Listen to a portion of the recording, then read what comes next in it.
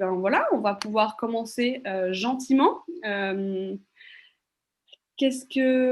Voilà, je pense que j'ai fait le tour en tout cas. Donc, on peut peut-être prendre le temps de re-rencontrer Myriam, qui avait déjà été oratrice à un brunch précédent l'année dernière. Je pense à peu près, moi, jour pour jour, à un an près, quasiment en tout cas. C'est vrai? Donc voilà, on se réjouit de pouvoir l'accueillir aussi pour qu'elle qui a travaillé ce thème, Dieu est-il un trouble fait?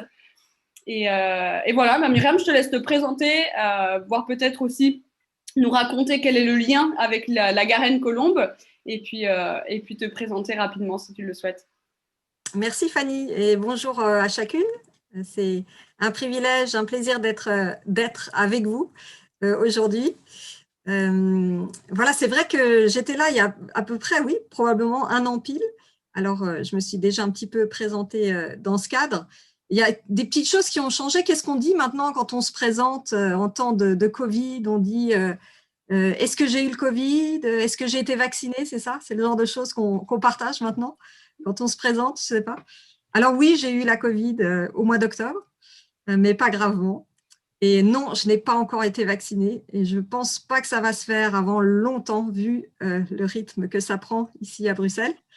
Mais voilà, en tout cas, c'est chouette d'être parmi vous. Je suis française et j'habite à Bruxelles depuis fin 2006, voilà, juste après notre mariage. Et je suis originaire de Lorraine, mais j'ai vécu en région parisienne aussi.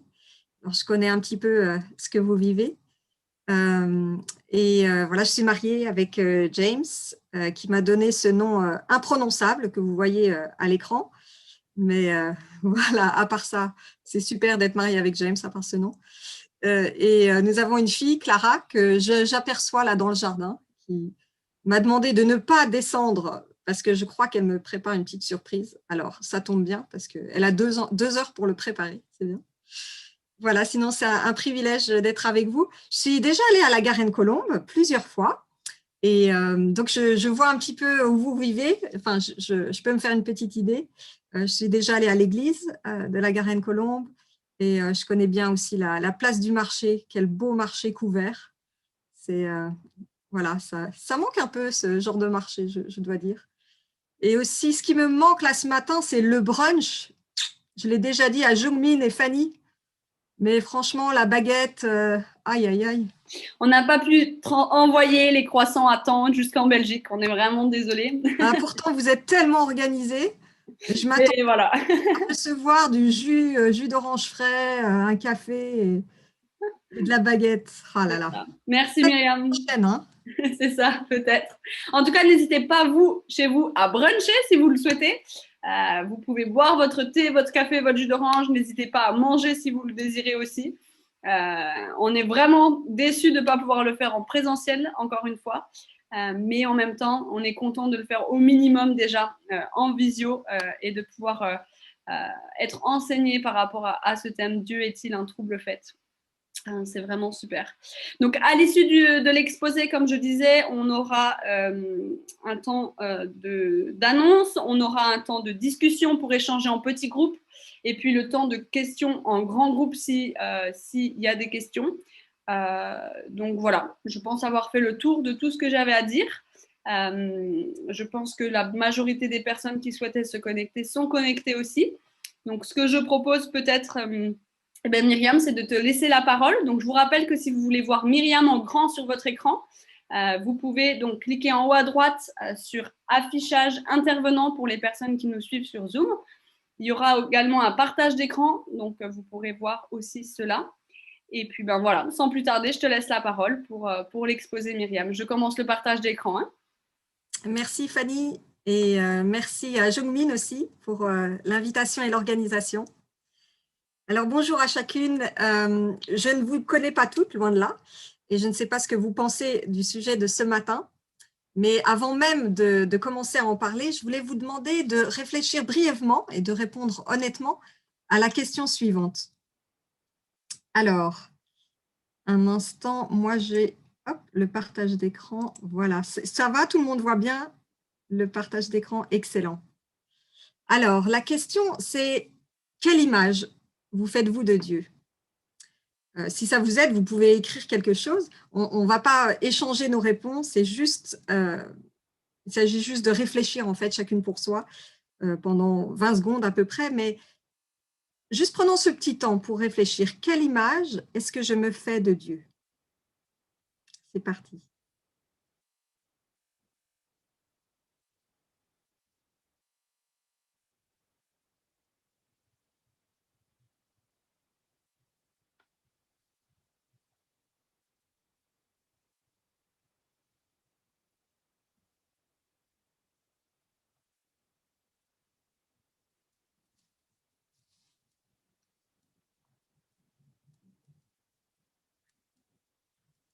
Pas facile de répondre à une telle question en si peu de temps, mais merci de vous prêter ou de vous être prêté à l'exercice. Alors, c'est vrai que ces derniers mois, nous avons beaucoup parlé de restrictions de nos libertés. Depuis lundi, je sais que l'Île-de-France s'est reconfinée. J'ai un frère et une sœur qui habitent en Île-de-France. Ici aussi, en Belgique, un nouveau confinement vient d'être décrété. Et ça a pris effet hier soir. Et donc, nous vivons toutes depuis pas mal de temps avec un couvre-feu aussi, n'est-ce pas? Mais il n'y a pas que ça. Nous devons aussi porter des masques constamment. Je ne sais pas si c'est pareil à Paris, mais nous, c'est le cas dans la rue, en tout cas à Bruxelles. Et oui, on doit aussi, on est privé de certaines libertés comme aller chez le coiffeur, par exemple. On ne pouvait plus aller chez le coiffeur pendant des mois. Quelle horreur! En fait, beaucoup plus embêtant, on ne peut plus voir beaucoup de monde. En dehors des membres de notre famille immédiate, ici en Belgique, en tout cas, nous n'avons le droit d'avoir un seul contact rapproché par personne. Ce n'est pas beaucoup. Et cela depuis des mois maintenant. Et c'est dur. Et dans ces conditions, on comprend que beaucoup de personnes en aient marre, qu'elles soient fatiguées de toutes ces règles et de ces restrictions qui changent constamment. J'ai entendu des jeunes dire qu'on leur volait leur jeunesse. Et je me demande si ce n'est pas comme ça que beaucoup de gens perçoivent Dieu, un être lointain qui ne comprend pas vraiment notre vie dans le quotidien, qui impose plein de règles, qui nous empêche d'être libres et heureux. Et est-ce qu'on n'entend pas parfois dire « Ah, vous les chrétiens, vous êtes contre ci, vous êtes contre ça ». Et ce qui n'aide pas, c'est l'amalgame entre les dieux de toutes les religions. Et c'est vrai que si on additionnait toutes les interdictions des principales religions monothéistes, on n'aurait plus le droit de faire grand-chose. Mais le Dieu de la Bible, est-il vraiment comme ça? Un rabat-joie? Un trouble-fête? Mon ambition ce matin, c'est de vous convaincre du contraire. Pas à partir de mon expérience, de notre expérience, même si ce serait intéressant d'en parler, mais à partir de la Bible. La Bible qui est le livre où Dieu se révèle et où il nous parle.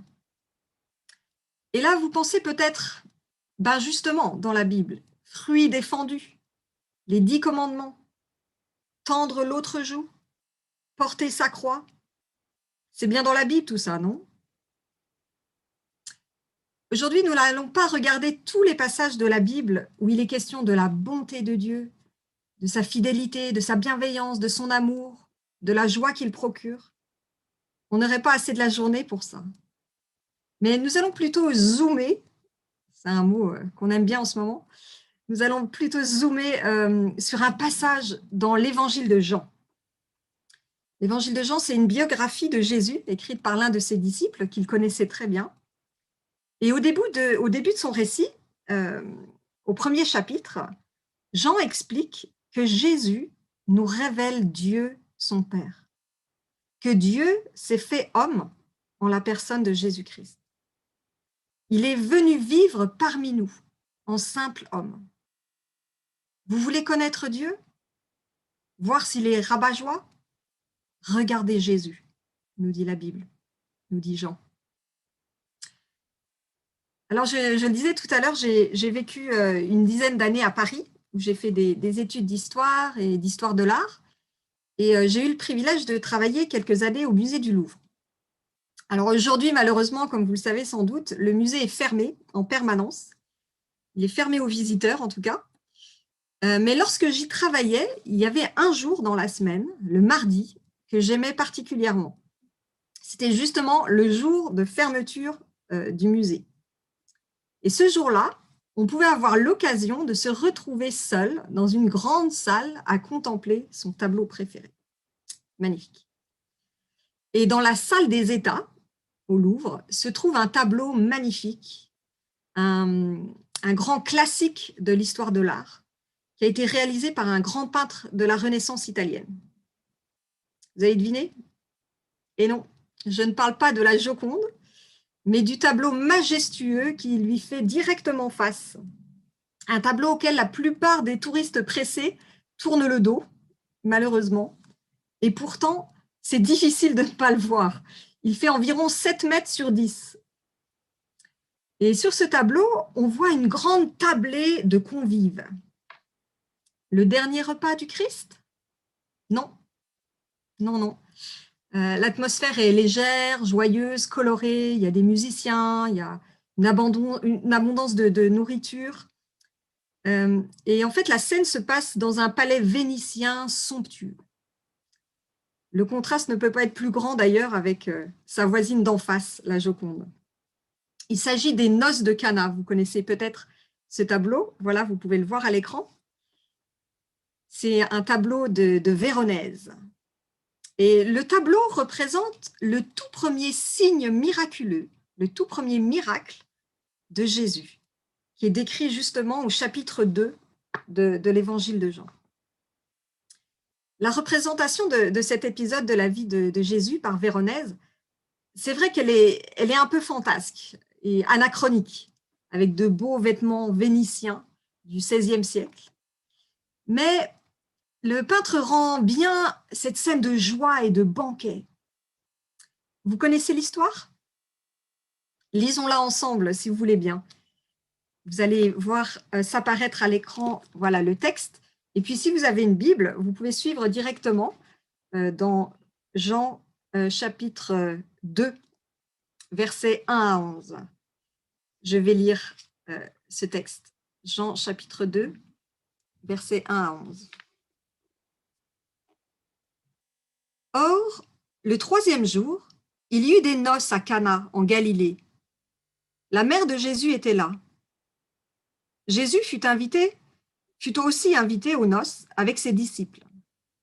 Comme le vin venait à manquer, la mère de Jésus lui dit « Ils n'ont plus de vin. » Jésus lui répondit « Que me veux-tu, femme? Mon heure n'est pas encore venue. » Sa mère dit au serviteur « Faites tout ce qu'il vous dira. » Or, il y avait là 6 jarres de pierre destinées aux purifications des Juifs et contenant chacune une centaine de litres. Jésus leur dit « Remplissez d'eau ces jarres. » Et ils les remplirent jusqu'au bord. « Puisez maintenant, leur dit-il, et apportez-en à l'organisateur du repas. » Et ils lui en apportèrent. L'organisateur du repas goûta l'eau changée en vin, ne sachant pas d'où venait ce vin, tandis que les serviteurs qui avaient puisé l'eau le savaient bien. Il appela le marié et lui dit « Tout homme sert d'abord le bon vin, puis le moins bon après qu'on s'est enivré. Mais toi, tu as gardé le bon vin jusqu'à présent ?» Tel fut à Cana en Galilée le premier des signes miraculeux que fit Jésus. Il manifesta sa gloire et ses disciples crurent en lui. On va lire jusqu'ici. Cet après-midi, à 16h, il y a un mariage dans notre église. Une amie, Laure, va épouser Pedro. Imaginez un moment, au moment de l'échange des promesses, le marié qui ne trouve plus les alliances. Ce serait la honte, n'est-ce pas? Non seulement devant sa fiancée, la pauvre Laure, mais encore devant la dizaine de personnes présentes et les dizaines d'autres qui regardent sur le YouTube Live des 2 côtés de l'Atlantique. Dans le récit de Jean, il faut s'imaginer une fête qui dure plusieurs jours. Parce que c'était comme ça dans la culture de l'époque. Et bien sûr, il faut prévoir suffisamment de vin pour tout le monde. Je crois que dans un mariage classique en France, on compte à peu près une demi-bouteille par personne, si je me souviens bien. Voilà. Assez de vin pour chaque convive. Sinon, quelle honte! Vous imaginez quelqu'un qui arrive au banquet et puis on lui dit « Ah, pardon, finalement, il y a pas assez de vin, il n'y en a plus. » La honte. Vous avez lu comme moi la réaction de Jésus lorsque sa mère lui explique qu'il n'y a justement plus de vin. « Bien fait pour eux, dit-il. Tous des ivrognes. On n'aurait jamais dû permettre d'avoir du vin du tout. Ils sont punis pour avoir trop fait la fête. » C'est ce qu'il dit? Non, pas du tout. C'est pas du tout ce qu'il dit. Il transforme même lui-même de l'eau en vin pour sortir ce pauvre marié de l'embarras. Oui, mais pas seulement. Regardez la dernière phrase du passage. Vous voyez le texte à l'écran toujours. Ce signe miraculeux représentait bien plus que sauver la face d'un marié mal organisé. Lisons le verset 11. Tel fut à Cana en Galilée le premier des signes miraculeux que fit Jésus. Il manifesta sa gloire et ses disciples crurent en lui. Il manifesta sa gloire et ses disciples crurent en lui. Permettez-moi de vous expliquer ce que Jésus a fait ce jour-là. Jésus a ni plus ni moins montré qu'il est Dieu. Dieu en chair et en os. Le Dieu créateur qui peut transformer de l'eau en vin. Les disciples ne s'y sont pas trompés. Seul Dieu a ce pouvoir créateur. Vous avez vu dans quoi Jésus a demandé de verser de l'eau? Je ne sais pas si vous avez repéré ce détail. Dans des jarres destinés aux purifications des Juifs, nous dit le texte. Un jour, j'ai eu le privilège de visiter une magnifique et énorme mosquée à Abu Dhabi. Vous allez peut-être voir une photo de moi à Abu Dhabi, voilà, avec notre fille Clara, dans cette magnifique mosquée. Et dans cette mosquée, j'ai été frappée de voir les lieux réservés aux ablutions rituelles. Et donc, avant de pouvoir entrer dans la mosquée pour prier, les gens doivent passer par des ablutions rituelles, se laver. Et à l'époque de Jésus, les Juifs avaient tout plein de gestes de purification rituelle eux aussi.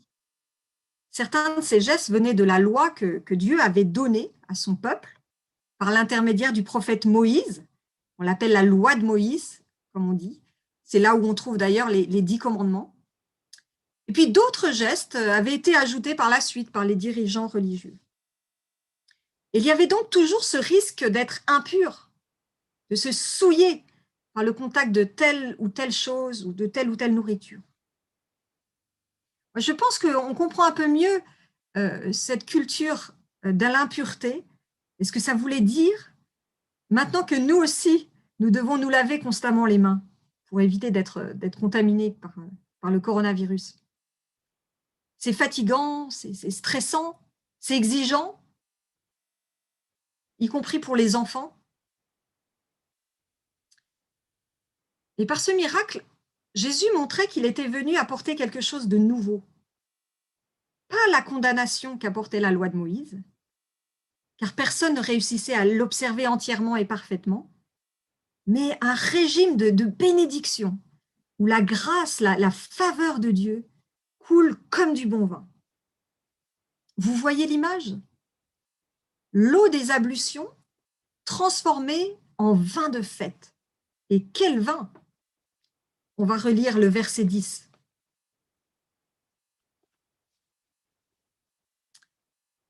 Donc c'est l'organisateur du repas qui parle aux mariés. Tout homme sert d'abord le bon vin, puis le moins bon après qu'on s'est enivré. mais toi, tu as gardé le bon vin jusqu'à présent. Quel vin? Pas de la piquette du supermarché du coin. Non, non, c'est plutôt un Romanée Conti ou un Château Mouton Rothschild ou un autre vin comme ça. On peut voir à l'image, vous allez voir un détail du tableau. Voilà, vous voyez l'organisateur du repas qui reconnaît que c'est du très bon vin, là, un connaisseur. Et en quoi ça nous concerne aujourd'hui, me direz-vous? À moins d'être juive, on ne vit plus sous le régime de la loi de Moïse, nous. C'est vrai, mais nous avons le même problème que n'importe quel être humain depuis Adam et Ève. Nous aussi, nous sommes impurs. Devant la pureté éblouissante de Dieu, la perfection de ses exigences morales, nous sommes disqualifiés, pire, condamnés pour ne pas l'avoir honoré comme notre Créateur. Ce Créateur auquel nous devons rendre compte. Et là, vous me dites, je savais bien que Dieu était un rabat-joie, un trouble-fête. C'est vrai dans un sens. Il ne nous dit pas ouais, tout ira bien, tu vas t'en sortir. Et une attitude positive, l'essentiel, c'est d'y croire. Ça, excusez-moi, ce sont des mensonges, des formules toutes faites qu'on échange à l'arrêt de bus ou dans la queue au supermarché. Il y a bien une mauvaise nouvelle, je ne vous le cache pas, mais pas une liste de choses à faire ou à ne pas faire pour être accepté par Dieu. Contrairement au Covid, il n'est pas question de faire tous nos efforts pour ne pas être contaminé par cette impureté. Aucun masque, aucun gant, aucun confinement ne nous empêchera d'attraper ce virus de mort. Parce qu'en fait, on l'a dès la naissance. Il est plutôt question de trouver le bon remède, car on a toute une forme grave de ce virus qui nous conduit à la condamnation éternelle, dans un lieu terrible que la Bible elle-même appelle l'enfer. C'est le prix de la rébellion. Être averti du danger, même si ça nous déplaît, c'est salutaire. C'est vrai que certains préfèrent vivre comme si la pandémie n'existait pas. Vous avez entendu cet épisode de carnaval ayant réuni 6500 personnes, je crois, à Marseille dimanche dernier. Est-ce que pour autant le virus n'existe pas parce qu'on fait la fête à Marseille? On peut vivre comme si le problème de notre rébellion contre Dieu n'existait pas, comme si on n'avait rien à se reprocher pour le jour du jugement. Mais au fond de nous, on le sait, n'est-ce pas, qu'on ne fait pas le bien qu'on devrait faire, qu'on est même parfois carrément désagréable ou égoïste, ou jalouse. Et un jour, ce jugement viendra, qu'on y croit ou non.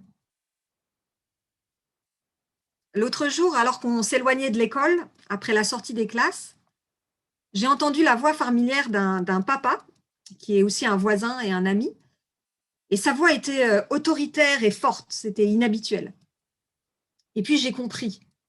Il interpellait vivement son fils à vélo qui avait échappé à sa surveillance, et il était en danger dans la circulation. Est-ce que j'ai cru un instant que ce papa n'aimait pas son fils pour crier ainsi dans sa direction? Au contraire, il voulait le faire échapper à un grand danger. Nous aussi, Dieu veut nous faire échapper à ce grand danger de la condamnation éternelle. Il nous avertit par la loi de Moïse, par la voix de notre conscience, par la loi morale dans notre cœur, dirait Emmanuel Kant. Ce n'est pas un être rabat-joie, c'est un acte d'amour. C'est vrai donc qu'il faut faire d'abord face à la mauvaise nouvelle, comme ce marié qui apprend qu'il n'y a plus de vin. C'est un constat d'échec. On n'arrive pas à se transformer soi-même, à être la bonne personne qu'on voudrait être. Mais alors, on peut demander de l'aide, comme ce marié. Et la façon dont Dieu répond à la mauvaise nouvelle, nous concernant nous, elle est aussi extraordinaire que ce miracle à Cana. Comme du très bon vin qui coule à flot, la grâce de Dieu est déversée en notre faveur. Peut-être qu'on ne se rend pas bien compte en lisant rapidement le passage, ce que Jésus a réalisé là. Vous avez lu comme moi que 6 jarres contenant chacune 100 litres, une centaine de litres, 6 jarres ont été remplies d'eau, puis transformées en vin de grande qualité par Jésus. Ça fait environ 600 litres de vin, ce qui correspond à 800 bouteilles de vin. On va vous montrer une image. Vous allez voir à quoi ça correspond à l'écran. Voilà, ça fait 130 fois ça. De quoi abreuver largement, si mes comptes sont exacts, 1600 personnes pour un mariage actuel.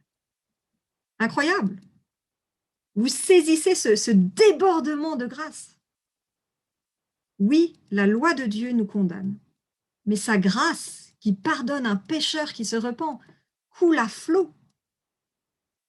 Le nouveau régime que Jésus est venu inaugurer en venant sur la terre il y a 2000 ans, envoyé par son Père, en accord avec son Père, c'est un régime de grâce, de pardon immérité.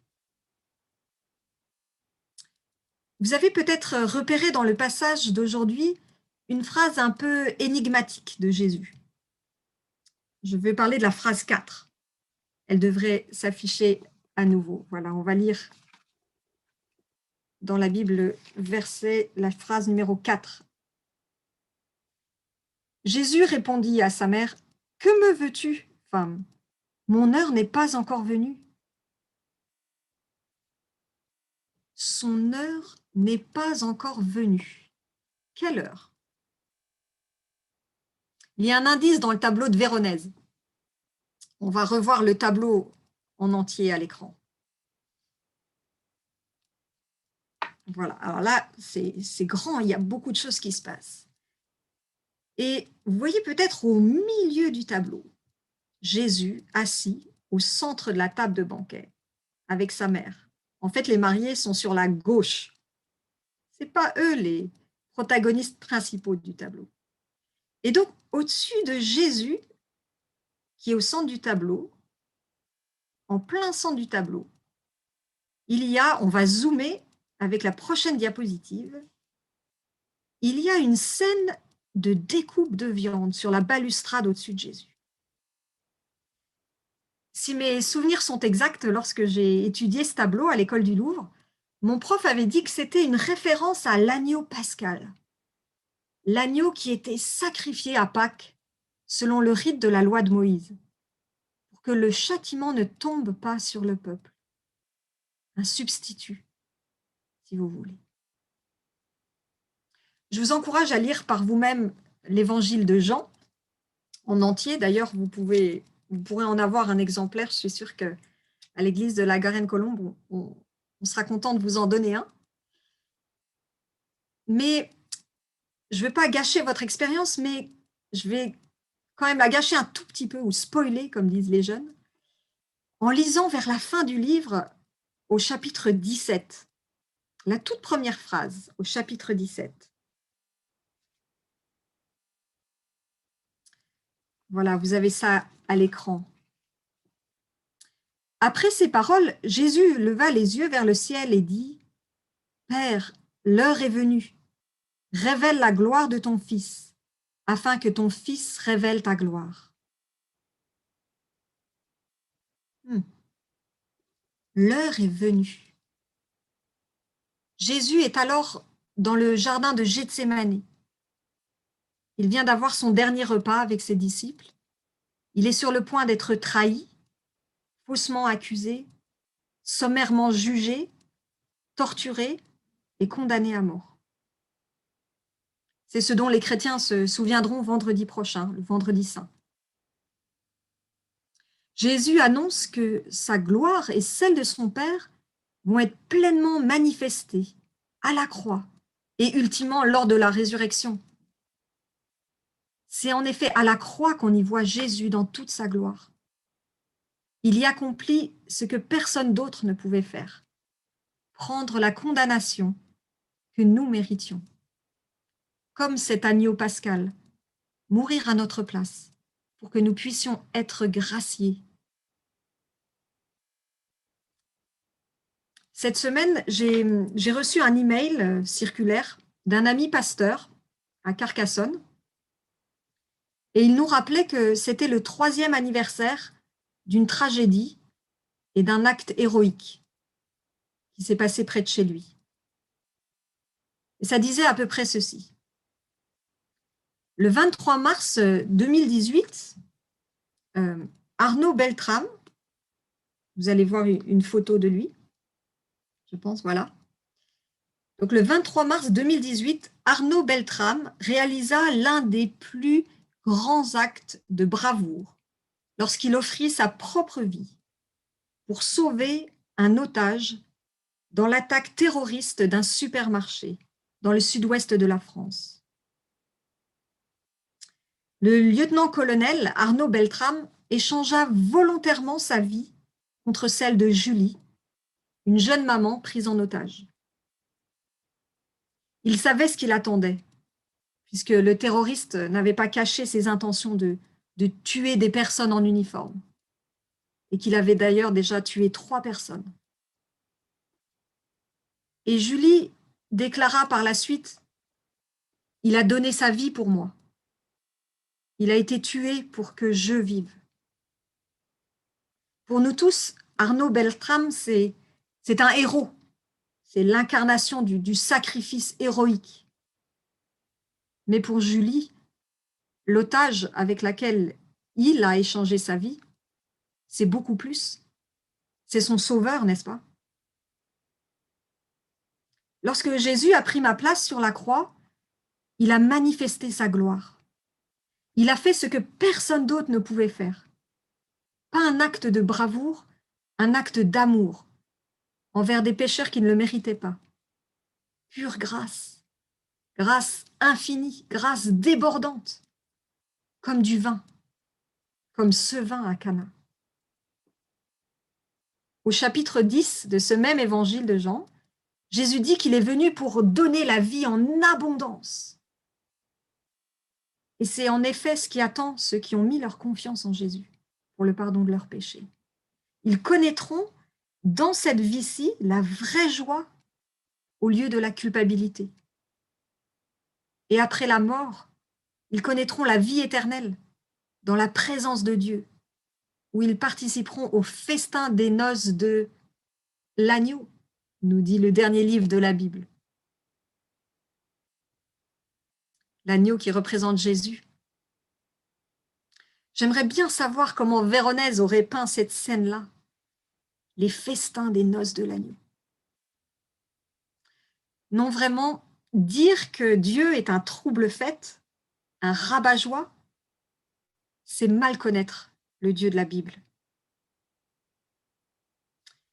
Je vais prier maintenant et n'hésitez pas à faire vôtre ces paroles que je vais prononcer, soit en les prononçant vous-même dans le silence de votre cœur, soit en disant Amen simplement à la fin.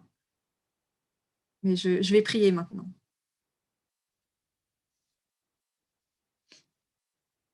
Notre Dieu, toi qui peux transformer de l'eau en vin, toi qui es notre Créateur, pardonne-moi mon ingratitude lorsque je pense que tu ne veux pas mon bien. Je reconnais que je ne peux pas, par moi-même, observer ta loi parfaite. Je reconnais que je suis impure devant toi. Merci, merci d'avoir envoyé Jésus, ton Fils, pour prendre ma place à la croix. Merci pour ta grâce qui coule à flot, comme ce vin à Cana. J'accepte de recevoir la vie abondante que tu m'offres. Amen.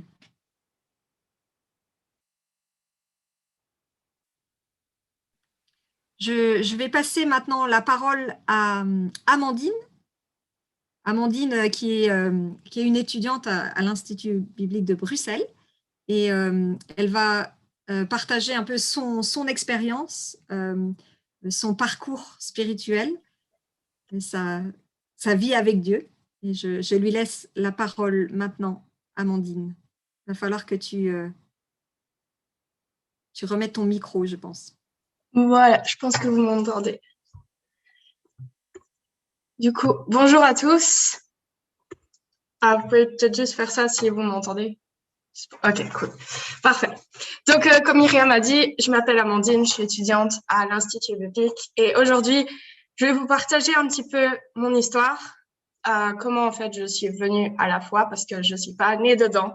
J'ai pas, voilà. Donc, j'ai grandi en Belgique dans une famille qui était non croyante, mais assez ouverte, dans le sens que mes parents n'ont jamais voulu nous imposer une foi particulière. Ils voulaient que ça reste notre choix. Néanmoins, j'ai quand même eu une petite influence catholique dans ma vie, vu que j'ai été dans un collège catholique. Et donc, j'ai quand même fait mon baptême et ma première communion, mais qui était mon choix à l'époque, même si j'en comprenais peu le sens. Et puis, sinon, j'ai eu une enfance assez bonne. Mes parents n'avaient jamais de problème d'argent, etc. Mais par contre, j'ai grandi de manière assez solitaire. Donc, j'avais quand même peu d'amis. J'étais très occupée. Je faisais beaucoup de danse surtout. Et aussi, j'avais une famille qui était un peu unie. Mes parents se disputaient souvent. Au jour d'aujourd'hui, ils sont divorcés. Donc voilà, je vous dis tout ça un petit peu pour que vous compreniez d'où je viens. Et du coup, dans l'adolescence, je trouvais surtout mon refuge dans tous les livres, les séries TV, les films. Et voilà, c'est comme ça que j'ai un peu géré mon adolescence. Mais malgré tout ça, les films, les séries et tout m'ont jamais tellement aidée. Et j'en suis arrivée à un point où en réto, donc en dernière année, en terminale, pour les Français, tout ce que je voulais, en fait, c'était de fuir la vie que j'avais. Et je voulais juste recommencer ma vie, recommencer quelque part où personne me connaissait, où voilà, je pourrais juste recommencer, sans jugement, sans rien, avec juste ma valise, c'est tout. Et donc, c'est suite à ça que j'ai été envoyée comme étudiante d'échange avec le Rotary International. Certains ont peut-être entendu parler d'eux. Et donc là, littéralement, j'ai eu une opportunité de recommencer ma vie. En tout cas, c'était avec cet espoir-là que je suis partie. Je voulais tout recommencer à zéro et quitter tous mes problèmes, même s'ils n'étaient pas si importants que ça. Mais je pense qu'en tant qu'ado, on en a tous à un moment ou à un autre. Mais évidemment, quand j'ai été envoyée là-bas, je n'avais aucune idée à quel point Dieu allait en fait répondre à mon souhait en me donnant réellement une nouvelle vie qui dure pour l'éternité et qui est fondée en lui. Du coup, c'est avec cet espoir d'avoir une nouvelle vie que je suis partie 1 an aux États-Unis. Mais c'était aussi pour découvrir une nouvelle culture et apprendre l'anglais. Et là, j'ai été assez choquée parce que je suis arrivée là-bas et ma première famille d'accueil était chrétienne. Mais chrétienne très engagée. Ça m'avait vraiment choquée. Au début, je les ai littéralement pris pour des fous. Ils postaient des versets bibliques sur leur Facebook. Ils allaient 3 fois par semaine à l'église. Ils étaient en charge de groupes de jeunes comme le Good News Club, le groupe des ados de l'église. Et pour moi, le summum de tout ça, c'était qu'en plus de toutes ces choses, ils passaient encore leur temps à la maison à étudier leur Bible. Et je me souviens, la première semaine, ils m'ont demandé de descendre de ma chambre pour rejoindre le salon, m'y asseoir et commencer une étude biblique en famille. Moi, j'étais là. Where am I? Où est-ce que je suis tombée? Mais néanmoins, il y avait quand même quelque chose qui était surprenant, c'est que malgré qu'ils faisaient toutes ces choses, leur vie, elle n'était pas triste. Au contraire, elle était faite vraiment d'un amour sincère les uns pour les autres. Ils me connaissaient nullement et pourtant ils m'ont accueilli comme si j'étais juste leur fille et vraiment avec super sympa. Il y avait une paix aussi dans la maison et une confiance en Dieu en fait. Une confiance que peu importe ce qui leur arrivait, ben en fait, voilà, c'était pas grave. Dieu est là. Et donc tout ça m'avait vraiment surprise. Comme j'ai dit, j'avais un petit peu de connaissance de la foi catholique, mais voilà, c'était très peu et tout ça du coup était très choquant et très différent de tout ce que j'avais connu et été en contact avec auparavant. Et donc j'étais face à ces personnes qui vivaient vraiment pleinement leur foi et selon leur foi. Leur foi était vraiment vraie et avait un impact sur l'entièreté de leur vie. Et puis, le Rotary, quand il nous envoie aussi en tant que jeune ambassadeur, l'objectif, c'est d'apprendre un maximum sur la culture du pays. Et donc, il nous encourage à dire oui à tout ce qu'on nous propose. Bien sûr, tant que ça reste correct. Mais sinon, l'idée, c'est de ne pas se laisser abattre par la fatigue ou quoi que ce soit. Donc, tu veux aller faire de la voile, on te propose d'aller faire de la voile, tu dis oui. On te propose d'aller à l'église, tu dis oui. Et donc voilà, on m'a proposé d'aller à l'église pour la première fois. Et donc, dans l'esprit du Rotary, j'ai dit oui. Sinon, j'aurais jamais été. Mais du coup, là, de nouveau, j'étais très surprise par l'amour qui était dans cette église, la relation entre les gens. Et puis, en plus, les gens là-bas prenaient des notes sur tout ce que le pasteur disait. Vraiment, on aurait dit des cours universitaires. Ils étaient très appliqués, ils prenaient ça vraiment très sérieusement, d'une manière que je comprenais pas non plus. Pourquoi? C'est juste l'église, quoi. Donc, tout ça était totalement nouveau pour moi. Et à côté de ça, il prêchait aussi un message qui était complètement fou. Il disait qu'on était tous pécheurs et qu'on devait accepter Jésus comme sauveur. Alors, je me posais vraiment la question, mais pourquoi vivent-ils comme cela? Comment est-ce possible que leur vie soit tellement dépendante de leur foi? Et hier soir, du coup, en préparant un peu le message, j'ai regardé mon vieux cahier où j'ai pris mes notes à l'église au tout début. Et du coup, dans la marche, je me posais quelques questions. Je vais juste vous lire un petit peu ce qui était dans ma tête à ce moment-là. Je ne sais pas quoi choisir, ni quoi penser. Qu'est-ce qui est juste? Qu'est-ce qui est vrai? Et pourquoi croire absolument en quelque chose? Cela change-t-il vraiment quelque chose? On doit avoir une vision globale quand même. Et puis, quelques mois plus tard, j'avais écrit « Quand tu es perdu, que dois-tu faire? Que choisir? Quel est le meilleur choix ?» Donc voilà, je commençais à m'intéresser de plus en plus. J'ai commencé à prendre des notes dans l'église pour essayer de comprendre un petit peu tout ça, s'il y avait une logique à tout ça. Et j'ai surtout posé aussi beaucoup de questions pour en apprendre plus. Et ça, je serai toujours très reconnaissante à mes parents d'accueil et à l'église en général qui étaient prêts à répondre à toutes ces questions que j'avais. Et je veux vous encourager aussi, si vous-même vous posez des questions à l'heure actuelle, n'hésitez pas à les poser parce que c'est des choses très importantes. Et donc voilà, posez-les, n'hésitez pas.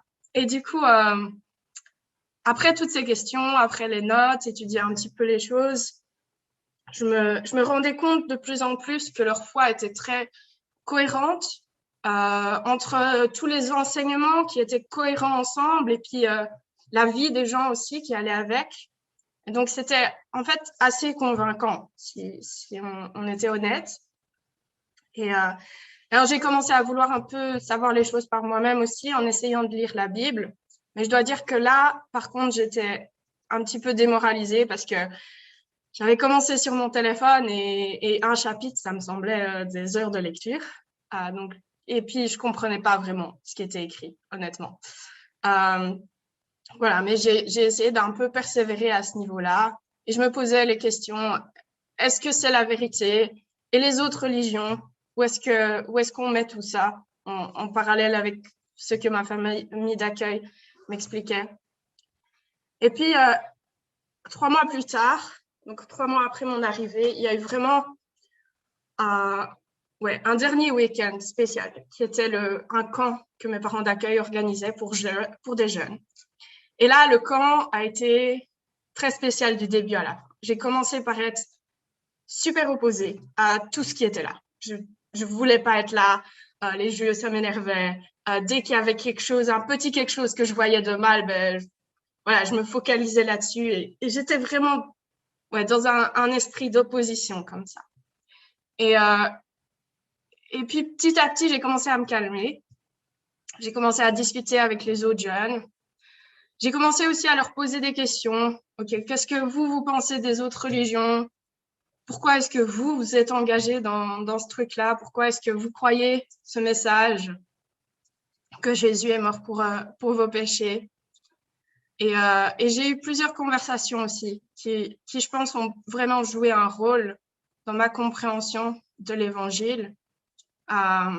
Certains me partageaient vraiment ô combien ils avaient confiance que ce message était la vérité et que c'était le chemin, la vie, la vérité, comme Jésus dit. Il y avait aussi un PowerPoint qui avait été montré sur la croix et le rôle que Jésus a joué sur la croix. Et il y avait aussi un des autres leaders du camp qui appuyait vraiment l'importance de croire, que c'était quelque chose de vital, d'essentiel. Donc, du coup, à la fin du week-end, je me suis rendu compte que je pense qu'au cours des derniers mois, petit à petit, j'ai commencé à croire vraiment en l'existence de Dieu. Et le dernier jour du camp, du coup, j'avais en fait cette question qui me hantait. How do you know that you believe? Donc, comment sait-on qu'on croit? Comment est-ce qu'on sait qu'on croit quelque chose? Et du coup, je pense que peu à peu, j'avais compris que la clé vraiment pour être sauvé de ce problème qu'on a tous, qui est le péché, était de croire. D'accepter ce cadeau que Dieu nous faisait, d'avoir la foi. Mais comment pouvait-on être sûr qu'on croit? Et après toute la journée de réflexion là-dessus, j'ai enfin posé la question à mes parents d'accueil quand on est rentré à la maison. Et comme je vous ai dit, ils faisaient partie du Good News Club. Donc, c'est le club de la bonne nouvelle en français. Et du coup, ils m'ont réexpliqué tout l'évangile avec le fameux petit livret de couleurs. J'en avais un plus grand, mais je ne l'ai pas retrouvé. Je ne sais pas si ça vous dit quelque chose. Mais en gros, ça dit que Dieu, donc la couleur jaune, est parfait et saint et qu'il est notre créateur. Mais la couleur noire représente notre problème, que nous, on est pécheurs, que nous, on est séparés de Dieu à cause de toutes les mauvaises choses qu'on a faites et du péché qui est en nous. Mais que Dieu nous a aimés et il a pourvu une solution à notre péché en envoyant Jésus mourir sur la croix avec son sang qui coule, d'où le rouge, pour payer le prix de nos péchés. Et que pour être lavé de nos péchés, la seule chose qu'on avait à faire, c'est de placer notre foi en Jésus, de reconnaître qu'on a ce problème qui est le péché, mais que Jésus a payé le prix pour le péché et qu'ainsi on peut retrouver une relation restaurée avec Dieu. Et du coup, à ce moment-là, j'ai compris que Jésus est Dieu et j'étais convaincue qu'il est mort sur la croix pour moi.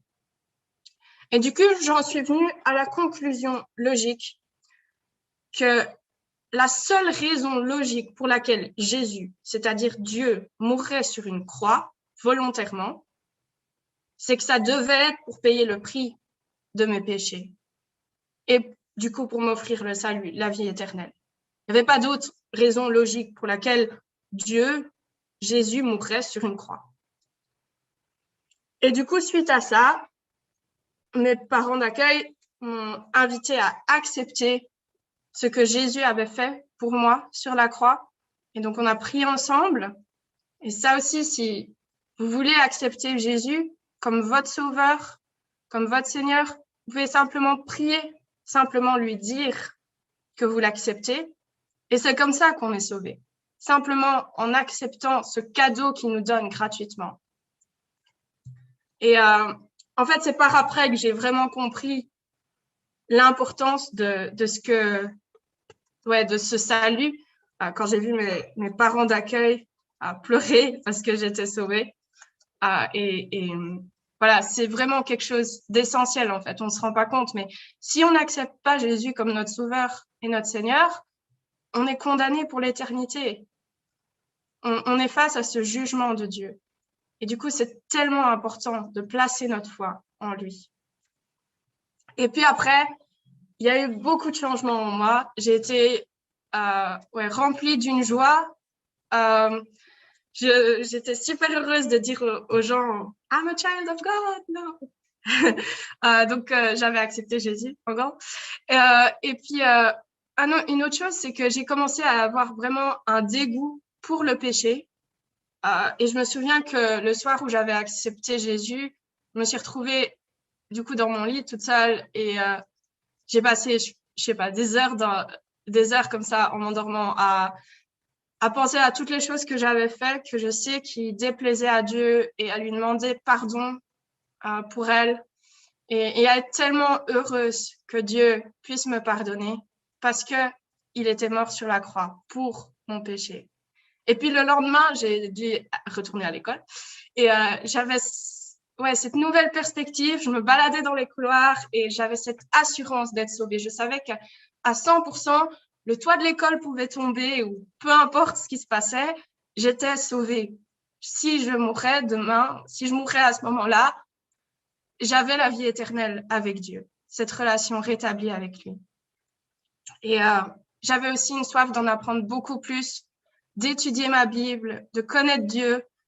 Pour moi, c'était essentiel d'aller à l'église. Je pouvais pas louper une seule session de l'église parce que je trouvais ça tellement important et essentiel. Alors, tout ça pour conclure que la vie n'était pas parfaite après que j'ai cru en Jésus, mais Dieu n'est pas du tout un trouble fait. Et Myriam nous a déjà très bien expliqué pourquoi il n'est pas un trouble fait. Et j'aimerais vous confirmer aussi par mon expérience que Dieu n'est pas un trouble fait. Tout ce qu'il fait, c'est nous libérer du péché, de la condamnation du péché. Et tout ce qu'on peut faire, c'est célébrer la joie de cette solution qu'il nous donne à ce problème qui est tellement important. Tout comme il a sauvé le couple au mariage de la honte de ne plus avoir du vin. C'est une réjouissance, c'est quelque chose de merveilleux, c'est pas quelque chose de triste. Et puis après, quand on fait des choses comme mes parents d'accueil, d'aller 3 fois par semaine à l'église, etc., qui peuvent sembler pesantes de l'extérieur, de l'intérieur, en fait, on le fait juste avec notre cœur pour Dieu, parce qu'on l'aime et parce qu'on se rend compte du merveilleux cadeau qu'il nous a donné et de ce salut qu'il nous donne pour l'éternité et dans lequel on peut avoir une sécurité à 100%. Et du coup, c'est avec ça que je vais vous laisser. Je pourrais encore parler beaucoup plus sur les choses d'après, mais voilà. Depuis, ma priorité, c'est vraiment Dieu. Et tout ce que je veux faire, c'est grandir dans sa connaissance. Et c'est pour ça qu'aujourd'hui aussi, je suis à l'IBB. C'est pas pour m'astreindre à une discipline ou quoi que ce soit. C'est par amour pour Dieu, parce qu'il est mort sur la croix pour moi. Et du coup, je veux juste apprendre à mieux connaître mon Sauveur, celui qui a donné sa vie pour moi. Voilà. Merci beaucoup. Merci Amandine, merci Myriam pour ces éléments qui peuvent nous aider aussi, chacune, à comprendre mieux qui est Jésus. Pas un trouble fait, selon ce qu'on a entendu, en tout cas ce matin, et selon la Bible. Et on espère que ça vous a encouragé à connaître davantage Jésus. Alors, avant de passer dans les petits groupes, quelques annonces pour les personnes qui nous suivent également sur YouTube. Je vous rappelle encore que si vous voulez participer au petit groupe de questions, il est nécessaire de vous connecter sur Zoom. Vous pouvez encore le faire si vous le souhaitez pendant le temps d'annonce. Et je vous rappelle aussi que vous avez la boîte à questions.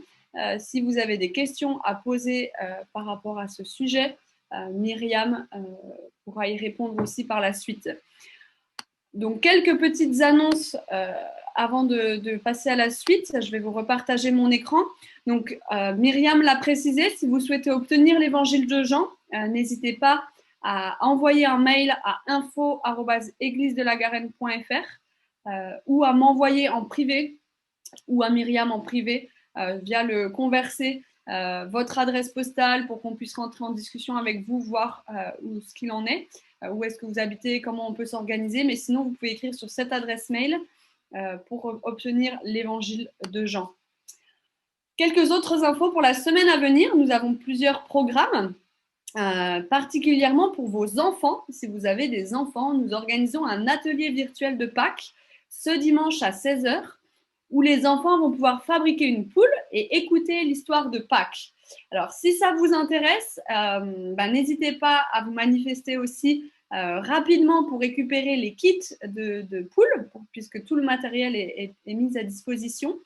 Ce sera encore disponible aussi plusieurs semaines après dimanche, si vous souhaitez participer pour écouter l'histoire de Pâques et faire une poule avec nous. Donc ça, c'est ce dimanche à 16 h. Vous avez toutes les informations sur le site de l'Église de la Garenne.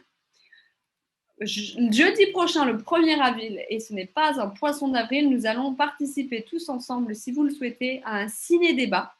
Donc un ciné-débat où on visionnera tous ensemble le film Jésus l'enquête. Donc pour cela, les inscriptions sont obligatoires. Vous trouverez les choses et les éléments sur le site de l'Église.